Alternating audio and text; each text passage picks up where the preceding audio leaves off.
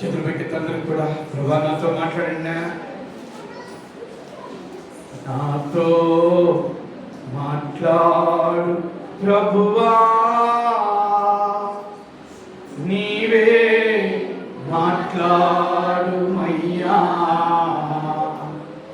నాతో మాట్లాడు ప్రభువా. చేతులు పైకెత్తి నీవే మాట్లాడు మయ్యా, నీవే మాట్లాడు మయ్యా, నాతో మాట్లాడు ప్రభువా. పరిశుద్ధులు తండ్రి, ఈరోజు మీ వాక్యం వినటానికి మా ప్రాణాత్మ దేహములను మీకు అప్పగించి ఉన్నాం. నీవే సూటిగా స్పష్టంగా వాక్యము ద్వారా మాట్లాడుదువుగాక. యేసు నామములో ప్రార్థించి వాక్య సందేశాన్ని ప్రారంభిస్తున్నాను పరమ తండ్రి, ఆమేన్. మార్కు సువార్త 5వ అధ్యాయం 1 నుండి 4 వరకు వచనాలు ఒక్కడు చదవండి. ఆ తర్వాత 15వ వచనాన్ని కూడా ఒకరు చదవండి.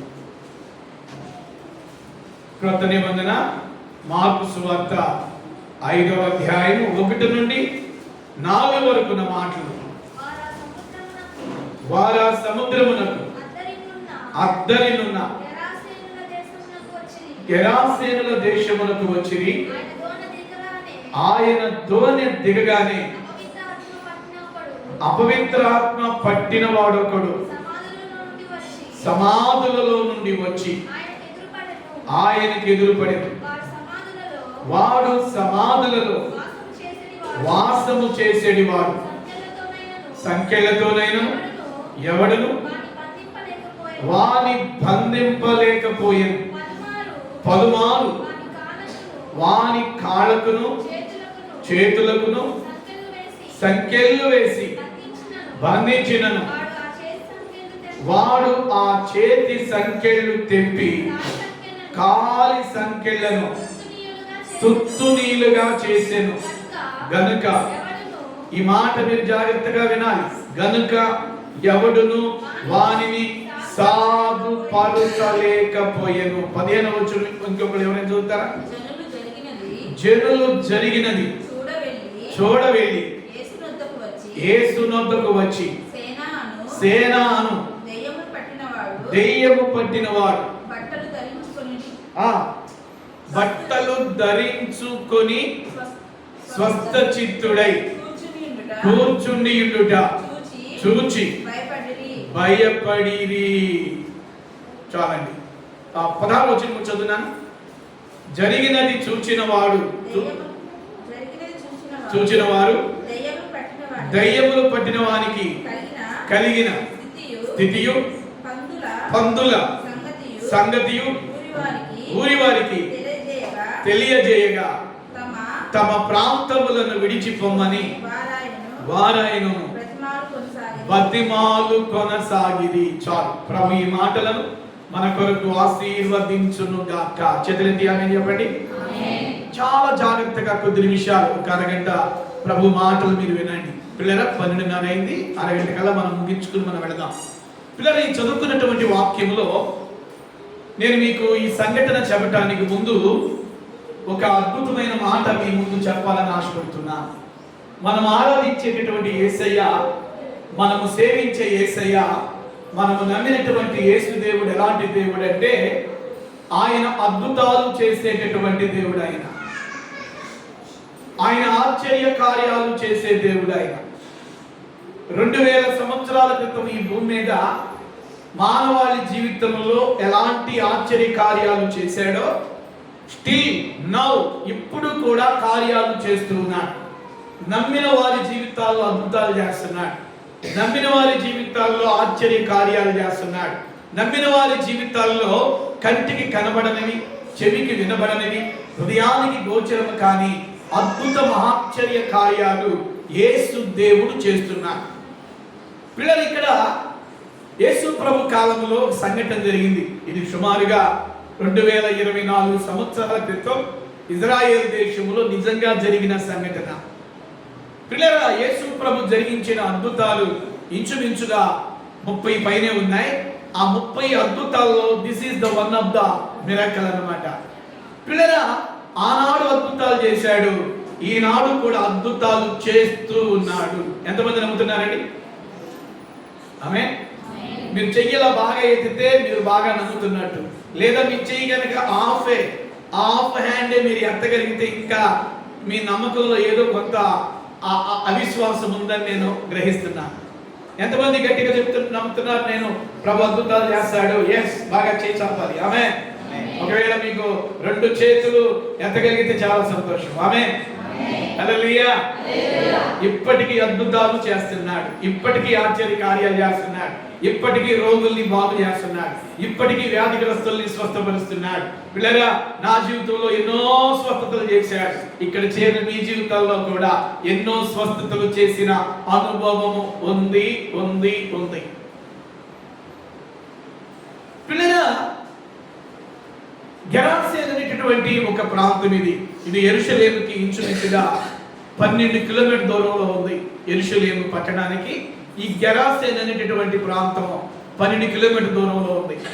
పిల్లరా, యేసు ప్రభు ఎంత ప్రేమ కలిగిన దేవుడు అంటే, ఈ గెరాసేను అనే ప్రాంతంలో ఒక యవనస్తుడు దెయ్యముల చేత పీడించబడుతున్నాడని ప్రభువుకి ముందే తెలిసింది.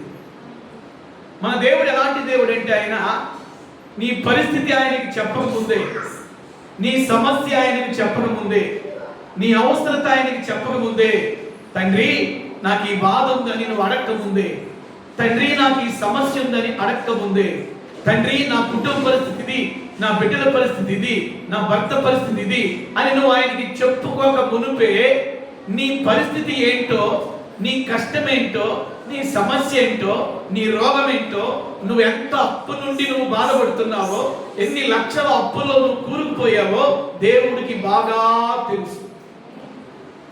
He knows very well your condition. He knows very well your problem. నీ బాధ పక్కంట వాళ్ళకి తెలియకపోవచ్చు, నీ బాధ కష్టము అప్పు ఇరుగు పొరుగు వాళ్ళకి ఎవరికి తెలియకపోవచ్చు, నీ బాధ నీ కష్టము నీ సమస్య పిల్లరా ఏ మానవునికి తెలియకపోవచ్చు, సేవకులమైన మాకు కూడా తెలియకపోవచ్చు. కానీ నువ్వెంత నలిగిపోతున్నావో, నువ్వెంత ఏడుస్తున్నావో, నువ్వెంత ఇబ్బంది పడుతున్నావో, నువ్వెన్ని కష్టాలు കൊണ്ട് వెళ్తున్నావో, నువ్వెన్ని లక్షల అప్పుల భూమిలో చిక్కుకుని మనస్తాపం చెందుతున్నావో నీ దేవుడికి బాగా తెలుసు. నిద్ర లేదు, రాత్రులు లేదో గడిపావు ఆయనకి తెలుసు.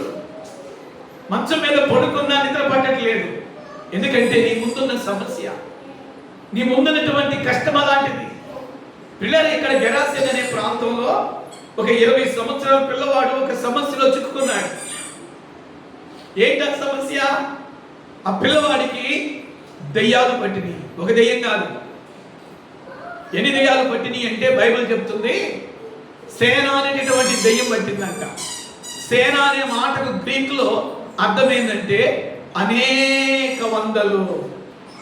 ఒక బైబిల్ పండితుడు అన్నాడు, ఆ చిన్న పిల్లవాడు 20 సంవత్సరాల వయసు ఉన్నటువంటి పిల్లవాడికి ఎన్ని దెయ్యాలు పట్టినాయి అంటే ఇంచుమించుగా సుమారుగా 3000 దెయ్యాలు పట్టినాయి అంటండి. అంటే ఒక పిల్లవాడిలో 3000 దెయ్యాలు నివాసం ఉండడానికి ఇష్టపడ్డాయి. పిల్లరా, నీ హృదయం ఇద్దరు కావాలండి. ఒకటి దెయ్యానికి కావాలి నీ హృదయం, రెండవదిగా దేవునికి కావాలి నీ హృదయం. ఈ ఇద్దరిలో నువ్వు ఎవరికి చోటిస్తావో వాళ్ళే నీ హృదయంలో ఉంటారు. వీళ్ళిద్దరిలో నువ్వు ఎవరికి తలుపు తెరుస్తావో వాళ్ళే ఉంటారు నీ హృదయంలో. ఇద్దరు ఒకే వ్యక్తి హృదయంలో ఉండవండి. ఉంటే దేవుడన్న ఉండాలి నీ హృదయంలో, లేదా దెయ్యం అని ఉండాలి నీ హృదయంలో. పిల్లలు, ఒక వ్యక్తి హృదయంలో దేవుడు దెయ్యము ఒకేసారి ఉండలేవండి. ఉంటే దేవుడైనా ఉండాలి, లేదా ఆ వ్యక్తిలో దెయ్యమైనా ఉండాలి. విశాఖపట్నం దగ్గర చాలా సంవత్సరాలతో ప్రాంతం నేను మినిస్ట్రీకి వెళ్ళాను, శ్రీకాకుళం. అక్కడ పక్కన పాస్టర్స్ మీటింగ్ జరిగింది, సాయంత్రం మీటింగ్. పిల్లారా, వాక్యం ద్వారా చాలా మంది సేవకులను దేవుడు బలపరిచాడు. ఇది జరిగి సుమారుగా 13-14 సంవత్సరాలు అయింది. పరిశుద్ధాత్ముడు జ్ఞాపకం చేస్తున్నాడు. వాక్యం బోధించిన తర్వాత వాక్యం ద్వారా చాలా మంది సేవకులు శ్రీకాకుళం జిల్లా పలాస శ్రీకాకుళం జిల్లా పలాస పనసకాయలకి ఫేమస్ అనమాట ఆ ప్రాంతం. జీడిపప్పుకు కూడా ఫేమస్ ఆ ప్రాంతం. మంచి బిజినెస్ సెంటర్ అది. చీరాల్లో నా ఫ్రెండ్ నన్ను తీసుకెళ్ళాడు. శ్యామ్, పాస్టర్లకు అక్కడ వాక్యం బోధించాలి, సాయంత్రం మీటింగ్, ఇద్దరం వాడబడదాం రా అని తీసుకెళ్ళాడు. ఇంచుమించు 50 మంది సేవకులు వచ్చారు పగల మీటింగ్లో. ఇలా మెసేజ్ అయిన తర్వాత నాకు ముందు నా ఫ్రెండ్ కాసేపు మాట్లాడాడు. నేను ఎక్కువసేపు సేవకులకి వాక్యం బోధించాను.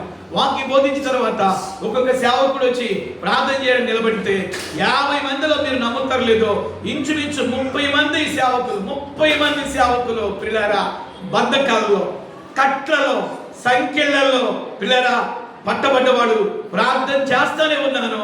పరిశుద్ధాత్మ దేవుడు ఆ 50 మందిలో ఇంచుమించు 30 మంది సేవకులకు పైగా విడుదలను కలుగజేశాడు. చెప్పండి గట్టిగా.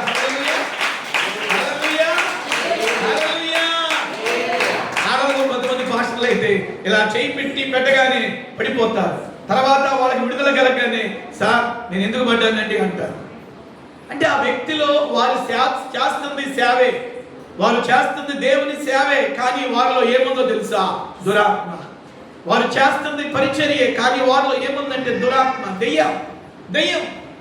పిల్లలు ఎందుకు ఈ మాట జ్ఞాపకం చేస్తున్నానంటే, సేవకుడైనా విశ్వాస అయినా దేవునికి నీ హృదయంలో సంపూర్ణంగా చోటిస్తే దేవుడు ఉంటాడు. అదే దేవుడికి ద్వారం తెరవకుండా దెయ్యానికి మనం తలుపు తెరిస్తే పిల్లల దేవుడి నీ హృదయంలో ఉండడు. దెయ్యం వచ్చి కూర్చుంది. దెయ్యం పని ఏంటంటే నీ జీవితాన్ని పాడు చేసింది. దెయ్యం పని ఏంటంటే నిన్ను గాయపరిచింది. దెయ్యం పని ఏంటంటే నెమ్మది లేకుండా చేసింది. దెయ్యం పని ఏంటంటే పిల్లరా అది ఒక్కటే ఉండకుండా తనకు కొంతమంది స్నేహితులు ఉంటే దెయ్యాలకి అవన్నీ కూడా మరి ఆహ్వానించి ఒక్క దెయ్యం పోయి 7 దెయ్యాలు తీసుకొచ్చినట్టుగా నీ హృదయంలో దేవునికి చోటు లేకపోతే, నీ హృదయంలో దేవుని వాక్యానికి చోటు లేకపోతే దెయ్యము నివాసం చేసింది. దెయ్యాలకు నీ హృదయం నిలయగా ఉండింది అని దైవజనుడిగా ఈ మాట నేను ఖచ్చితంగా గట్టిగా నేను చెప్పాల్సి వస్తుంది.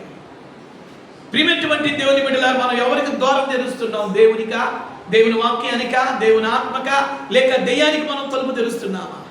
చాలా మంది క్రైస్తవులు దెయ్యానికి తలుపు తెరుస్తున్నారు. చాలా మంది క్రైస్తవులు సాతాను దోతలకి తలుపులు తెరుస్తున్నారు. అందును బట్టే దేవుడు ఉండాల్సిన వారి హృదయంలో, దేవుని ఆత్మ ఉండాల్సిన వారి హృదయంలో దెయ్యాలు వచ్చి నివాసం చేస్తున్నాయి. దెయ్యాలు వచ్చి నివాసం చేస్తాయి. పిల్లరా, ఈ వ్యక్తి 20 సంవత్సరాల పిల్లవాడు. ఆ తల్లికి తండ్రికి తన తోటి వారు అందరూ కూడా చాలా చక్కగా చదువుకుంటున్నారు, ఆడుకుంటున్నారు, చక్కగా వారి పనుల్లో ఉంటే ఆ తల్లిదండ్రులకు ఒక పిల్లవాడైనటువంటి ఈ పిల్లవాడు మాత్రం ఇంట్లో ఉండడు, వీధుల్లో ఉండడు. ఎక్కడుంటాడు తెలుసా? ఈ పిల్లవాడి నివాసం ఎక్కడంటే ఊరికి వెలుపట ఉన్న సమాధుల దొడ్డి. పగలపోటే సమాధుల వైపుకి ఎవరు వెళ్ళలేరు. పగటిపోటే సమాధుల దగ్గరికి ఎవరు వెళ్ళలేరు. కానీ ఈ పిల్లవాడి నివాసం ఎక్కడో తెలుసా? పగలైనా, మధ్యాహ్నమైన, రాత్రి అయినా ఇంట్లో కాదండి, ఊరిలో కాదండి, ఎక్కడో తెలుసా? సమాధి దొడ్డిలో. ఆ వైపు ఎవరైనా వెళ్తుంటే వాళ్ళని రాళ్ళు పెట్టి కొట్టేవాడంట. సరే, తల్లిదండ్రులకి వీడి మీద ఉన్న ప్రేమతో ఏమండి బిడ్డను వదులుకోలేరు కదా.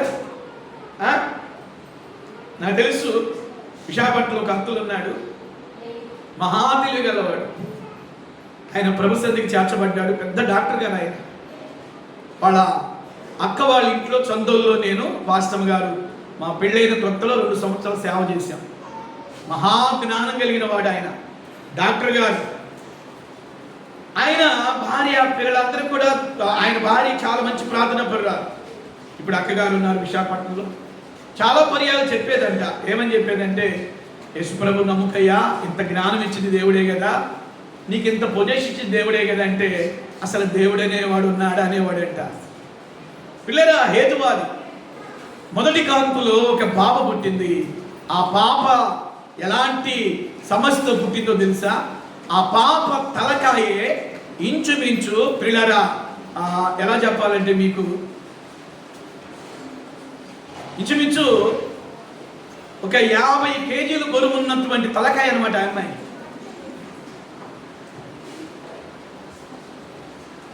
ఇంత సైజు ఉండిద్దండి తలకాయ. మీరు అనొచ్చు, పుట్టినప్పుడు ఎలా పుట్టిందండి? పుట్టినప్పుడు లేదు ఆ అమ్మాయికి. ఆ అమ్మాయి తల్లిగారు నుంచి బయటకు వచ్చినప్పుడు మరి డాక్టర్స్ ఏదో మొత్తానికి పొరపాటున ఏదో చేశారండి ఇంజెక్షన్. అది ఇన్ఫెక్ట్ అయ్యి ఏమైందంటే ఆ అమ్మాయి మీద ప్రభావం చూపి తల మెల్లగా పెరగడం ప్రారంభమైంది. ఎంత సైజు వచ్చేసిందండి. ఇప్పటికీ ఉంది ఆ అమ్మాయి. ఎందుకు ఆ బలహీనత దేవుడు కలుగు చేశాడంటే, దేవుడు ఉన్నాడా? దేవుడు ఉంటే ఎందుకు? దేవుడు లేడు అని అన్నటువంటి ఆయన్ని దేవుడు తన వైపుకు తిప్పుకోవడానికి పిల్లరా ఆ పాపను పుట్టింపజేశాడండి. అక్కగారు సాక్ష్యం చెప్పారు, తమ్ముడు ఈ పాపే పుట్టకపోతే మీ అన్న రక్షించబడేవాడు కాదు, మీ అన్న దేవుడితో తిరిగేవాడు కాదు, మహాజ్ఞానం అని విరవిగేవాడు. నా అంత జ్ఞానం కలిగిన వాడు డాక్టర్స్లో ఎవరు లేరు అనుకుని విరవిగేవాడు. పిల్లరా ఆ పాప పుట్టగానే ఆ సమస్య ఆలోచింపజేసింది.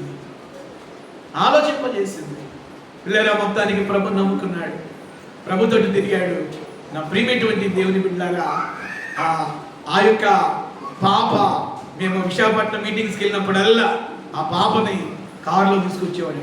నడవలేదు, కూర్చోలేదు. పిల్లరా ఆ పాపను వీల్ చైర్లను అట్లానే పెట్టుకుని తీసుకొచ్చేవాడు. ప్రియమైనటువంటి దేవుని బిడ్డ ఎందుకు ఈ మాటకి జ్ఞాపకం చేస్తానంటే, ప్రభు బాగు చేయడానికి సమర్థుడు, ప్రభు అద్భుతం చేయడానికి సమర్థుడు. కానీ ఆయన ప్రభు తట్టు తిరగటానికి ఆ పాపని ఒక హెచ్చరికగా, ఒక మార్గదర్శకంగా నిలబెట్టుకున్నాడు.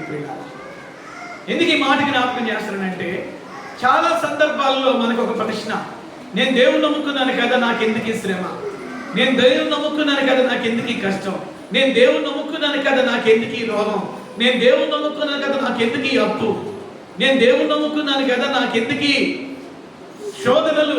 చాలాసార్లు మనం ప్రశ్నలు అడుగుతూ ఉంటాం. అన్ని ప్రశ్నలకు పిల్లరా ప్రభు దగ్గర మాత్రమే జవాబు ఉంది. స్తోత్రం చెప్పండి, హల్లెలూయా. ఈ తల్లిదండ్రులు కూడా దేవుని నందు విశ్వాసం ఉంచిన వాళ్ళే. ఎన్నోసార్లు ప్రశ్నించుకున్నారని, మేము దేవుని నమ్ముకున్నాం కదా, మా బిడ్డకి ఎందుకు ఈ సమస్య. బిడ్డ మీద ప్రేమతో ఆ అన్న అక్క బిడ్డ అంత తల వావైనా ఆ బిడ్డను వదులుకోలేకపోయారు. చాలా మంది చెప్పారంట ఉచిత సలహాలు, ఈ అమ్మాయి ఇంకా పెద్ద అయితే మీకు భారంగా ఉండింది. జయరాజ్, ఆయన పేరు డాక్టర్ జయరాజ్ గారు. డాక్టర్ జయరాజ్, ఈ పాప పెద్ద అయితే మీకు సమస్యగా మారింది. ఎందుకంటే ఆ అమ్మాయి తలబడి పెద్ద అయిపోయింది. ఇక ఆ అమ్మాయి ఒక భారంగా మిగిలింది మీ జీవితంలో. మీరు ఏమనుకోకుండా ఒక మాట చెప్తారు చేస్తారంటే చెప్పండి అన్నాడు ఒక డాక్టర్ గారు. అంటే డాక్టర్ ఫ్రెండే కదా, ఈయన కూడా డాక్టరే కదా. ఆ అమ్మాయిని పాయిజన్ ఇచ్చి, చిన్న నెలల పిల్లే కదా, పాయిజన్ ఇచ్చేసి చంపేసేయండి. తండ్రి ప్రేమ ఒప్పుకోలేదు అంటున్నారా? తల్లి ప్రేమ ఒప్పుకోలేదు. ఈ పిల్ల తలక ఎంత పెద్దయినా ఈ పాపను మేము చూసుకుంటాం, ఈ పాప మాకు ఎంత భారంగా ఉన్నా మేము చూసుకుంటామని పిల్లరా ఆ తల్లిదండ్రులు పాపను చంపుకోలేకపోయారు. అంటే బిడ్డ మీద ఉన్నటువంటి ప్రేమ. మనుషులు ఉచిత సలహా ఇస్తారు, కానీ కన్న తల్లికి తెలిసిద్దా ఆ ప్రేమ ఏందో, కన్న తండ్రికి తెలిసిద్దా ఆ ప్రేమ ఏందో. ప్రియమైన దేవుని బిడ్డలారా, చిన్నపిల్లలు అప్పుడు ప్లేసి స్వీట్ కవల పిల్లలు కదా, వాళ్ళ నాన్నగారు అన్నాడు, అమ్మా కాకినాడలో నాకు తెలిసిన పాస్టర్ గారు ఉన్నాడు, వాళ్ళకి పిల్లలు లేరు, 2 పిల్లలు కదా, మొదట మీకు బాబు ఉన్నాడు కదా, తర్వాత 2 అమ్మాయిలు కదా కవల పిల్లలు, 3 రోజులు 4 రోజులకు అన్నాడు. చిన్నదాన్ని తీసుకెళ్ళి నేను వాళ్ళకి ఇచ్చేస్తానంటే నవ్వుతూ సరదాగా అన్నాడు వాళ్ళ నాన్న. 3 రోజులు అన్నం తినలేదు పాస్టర్ గారు. స్తోత్రం చెప్పండి, హల్లెలూయా. ఎన్ని రోజులండి? 3 రోజులు అన్నం తినలేదు. 3 రోజులు అన్నం లేదు. అంటే ఎందుకు ఈ మాట చెప్తున్నానంటే తల్లి ప్రేమ 3 రోజులు అన్నం తినలా. ఆఖరిగా నాన్న అన్నాడు, నేను ఓరక నాన్న అంటే అమ్మా ఎందుకు, అసలుకి మీ భాస్కర్ ఊరుకుంటాడా, ఎందుకు, మొదటి కుమారుని ఇచ్చాడు, 2 దేవుడు ఇచ్చాడు, పోషించే పని అయింది, పిల్లలు ఇచ్చిన వాడు ఆయన చూసుకోడా అని మరలా సర్ది చెబితే అప్పుడు 3 రోజుల తర్వాత నిజంగా నాన్న ఇవ్వవు కదా అంటే ఎందుకు ఈ మాట చెప్తున్నానంటే తల్లి ప్రేమ. తల్లి ప్రేమ. డాక్టర్ చెప్పాడు, గో డాక్టర్ అంటే అన్నయ్య ఫ్రెండ్ చెప్పాడు, ఈ పాప చిన్న వయసులో మీరు కనుక ఈ పాపను వదులుకోకపోతే ఆమె ఒక భారంగా మారింది, మీకు భారంగా మారిన ఆ పాపను నేను చూసుకుంటాం. ఇప్పటికీ అన్నయ్య చనిపోయి ఒక 5-6 సంవత్సరాలు అయింది డాక్టర్గా చేస్తూ. అక్కే ఆ పాపకి అన్నీ మాట్లాడలేదు, అమ్మ అన్నం అని అడగలేదు, మంచి ఇళ్ళని అడగలేదు. టైంకి ఆ అక్కే ఆ పాపను చూసుకుంటుంది. నాకు అనిపించింది ఎంత ప్రేమ, ఎంత ప్రేమ. తమ బిడ్డ కొరకు తమ జీవితాలను త్యాగం చేశారు. పిల్లలు ఇక్కడ గెరాసేను ప్రాంతంలో ఆ దెయ్యాలు 2000 పైనే, ఇంచుమించు 3000 దెయ్యాలు పట్టిన వాడిని కూడా తల్లిదండ్రులు వాడి మీద ఉన్న ప్రేమతో పిల్లోడు సమాధుల దొడ్డులో ఉండకూడదు, ఇంట్లో ఉండాలని కొంతమంది సహాయంతో ఏం చేశారంటే సంకెళ్ళు కట్టించారంట. చేతులకు సంకెళ్ళు, కాళ్ళకి సంకెళ్ళు కట్టించారంట. పిల్లల బైబిల్ చెప్తుంది కాళ్ళకి చేతులకు సంకెళ్ళు కట్టించిన వాటినంట వాడు తుత్తునీలుగా చేసేవాడంట. అంటే దయ్యం పట్టిన వాడికి అంత బలం అండి. దయ్యం పట్టిన వ్యక్తి, ఎందుకంటే ఒక దయ్యం కాదు, 2 దయ్యాలు కాదు, ఎన్ని దయ్యాలు ఉన్నాయి? ఇంచుమించు 3000 డెమానిక్స్ స్టే ఇన్ హిస్ లైఫ్. 3000 దయ్యాలు ఆ వ్యక్తి హృదయంలో నివాసం చేస్తున్నాయి.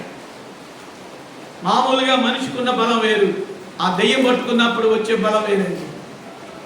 3000 దయ్యాలతో పీడించబడుతున్న వాడిని నా ప్రభు ప్రేమించి ఒక రాత్రి అంతా ప్రయాణం చేసి, పడవలో ప్రయాణం చేసి గెరాసేను అనే ప్రాంతానికి వచ్చి ఒడ్డున దిగి వాడున్న సమాధుల దొడ్డిలో వాడిని ఎదుర్కోవడానికి ప్రభు వెళ్తా ఉంటే వాడు అలంత దూరంలో చూడగానే అర్థమైపోయింది, తమ దగ్గరకి వస్తుంది సృష్టికర్త అయిన దేవుడు తమ దగ్గరకి వస్తున్నాడని వారికి తెలిసి.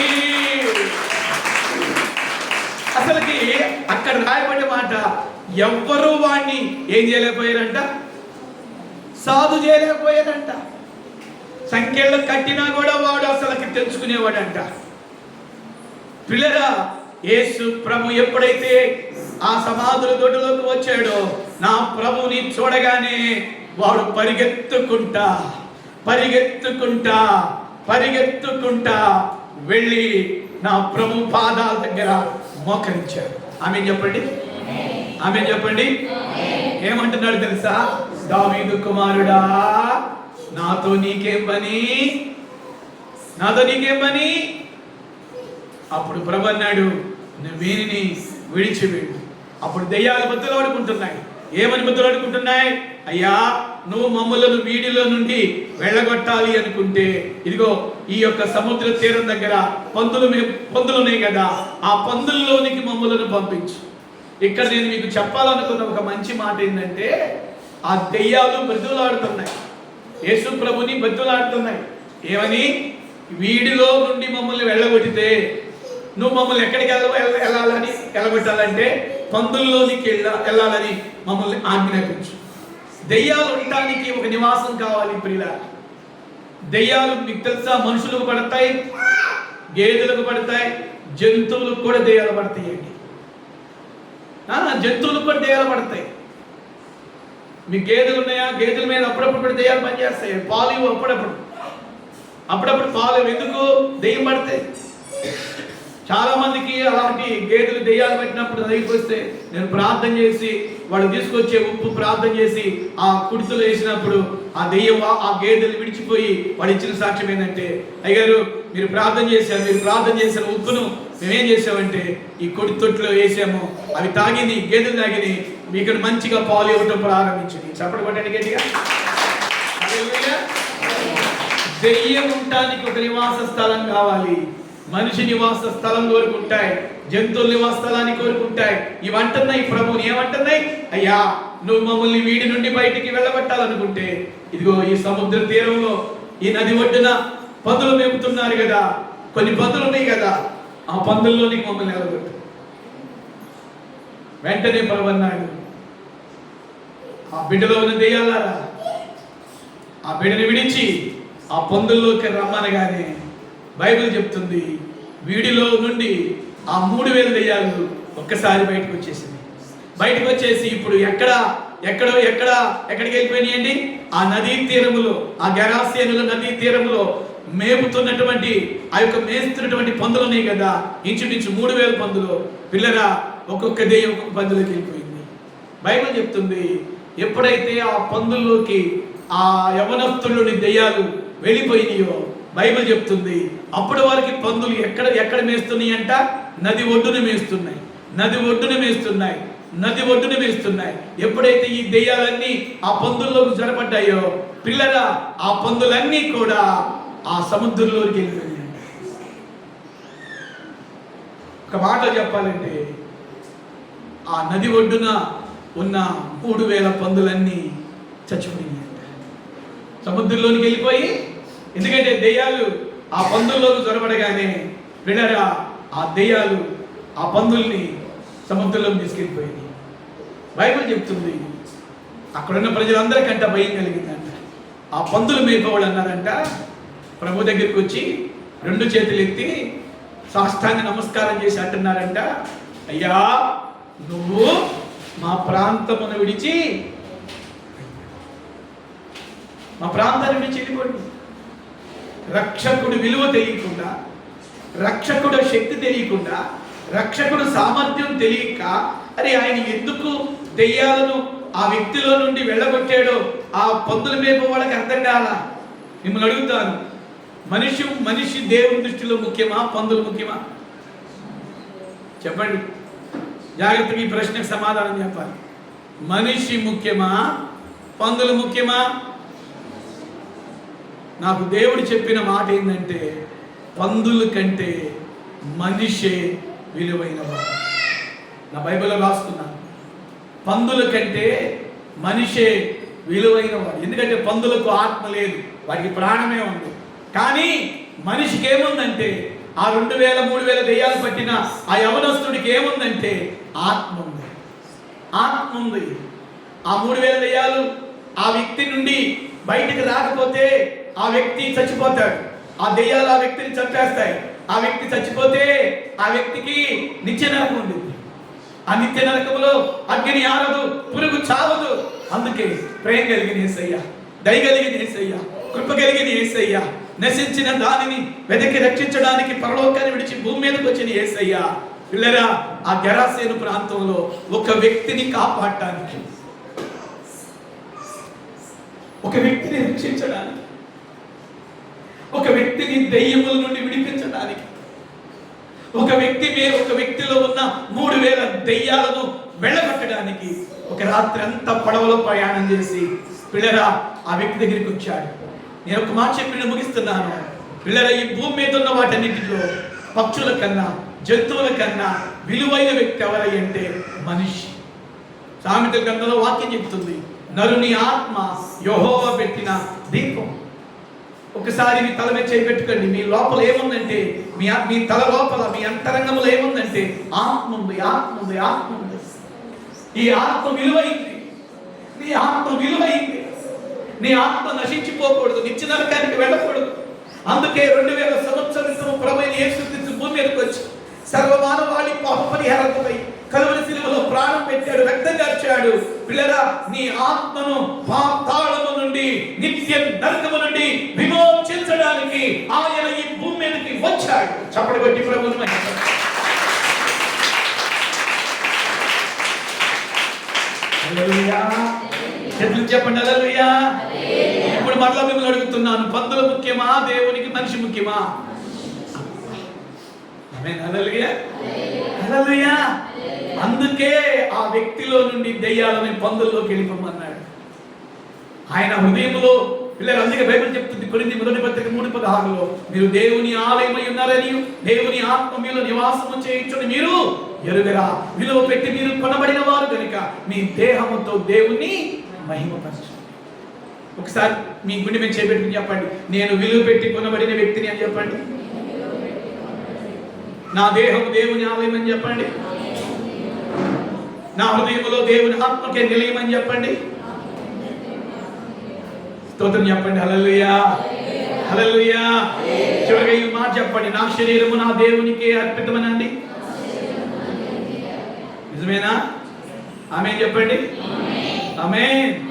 పిల్లరా, ఒక వ్యక్తిని విడిపించడానికి, ఒక వ్యక్తిని రక్షించడానికి, ఒక వ్యక్తిని కాపాడటానికి ఆ వ్యక్తిలో ఉన్న 3000 దెయ్యాలను పందుల్లోకి పంపించారు. అట్లా చెప్తున్నాను, పందుల కంటే మనిషి విలువైన వాడు, పందుల కంటే మనిషి విలువైన వాడు, పందుల కంటే మనమందరము విలువైన వాడు. స్తోత్రం చెప్పండి. హల్లెలూయా, హల్లెలూయా. ఇప్పుడు ఆ పందుల్లోకి వెళ్ళగానే ఏం జరిగిందంట? 15వ వచనం మళ్ళీ చదువుతారా? నేను చదువుతాను, వినండి. జనులు జరిగినది చూడ వెళ్ళి యేసునొద్దకు వచ్చి, సేనాను దెయ్యం పట్టిన వాడు బట్టలు ధరించుకొని, ఇక్కడ ఏం చేశాడంట? దెయ్యం నుంచి విడుదల పొంది వాడు చేసిన మొదటి పని ఏంది? అంతకుముందు వాడికి ఏమున్నాయి? బట్టలు లేవా? చెప్పండి చెప్పండి. బట్టలు వాళ్ళ తల్లిదండ్రులు వేసినా వాటిని ఒంటి మీద ఉంచుకునేవాడు కాదు. వింటున్నారా? అంతకుముందు బట్టలు కట్టినా ఆ లోపల ఉన్న దెయ్యాలు ఏం చేసేవి? బట్టల్ని విప్పేవి.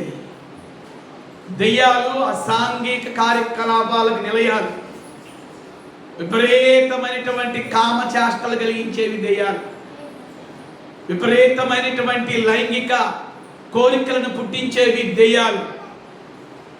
ఆ దెయ్యాల విషయంలో చాలా జాగ్రత్తగా ఉండాలి సంగమా.